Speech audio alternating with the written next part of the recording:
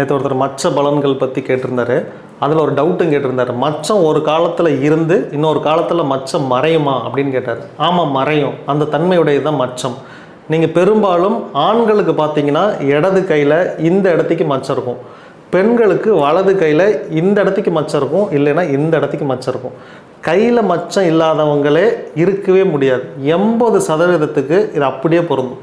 இந்த வீடியோ பார்க்குறீங்க இல்லையா, அப்படியே லெஃப்ட் ஹேண்டில் இருக்கிற ஃபோனை ரைட் ஹேண்டுக்கு மாற்றிட்டு இப்படி திருப்பி பாருங்கள். ஆண்களாக இருந்தீங்கன்னா உங்களுக்கு இந்த இடத்துக்கு கண்டிப்பாக இந்த முழங்கைக்கு கீழே மச்சம் இருக்கும் இல்லையா. இந்த கையில் பாருங்கள், கண்டிப்பாக இதே ஏரியாவுக்குள்ளே இங்கே மச்சம் இருக்கும். இந்த மச்சம் நீங்கள் பிறந்தப்போ இருந்துச்சான்னு பார்த்தீங்கன்னா இருந்திருக்காது. உங்களுக்கு எப்போ கஷ்ட காலம் வருதோ அப்போ இந்த மச்சம் இருக்கும். லைட்டாக இருக்கும். இந்த மச்சம் லைட்டாக இருந்துச்சுன்னா நீங்கள் கஷ்டப்படுறீங்க அப்படின்னு அர்த்தம். இந்த மச்சம் நல்லா டார்க்காக ஆகுது, பெருசாகுது அப்படின்னா உங்களுக்கு கஷ்டகாலம் தீருது அப்படின்னு அர்த்தம். இது ஒரு அடையாளம். மச்ச சாஸ்திரத்தில் இதுவும் ஒரு அடையாளம்.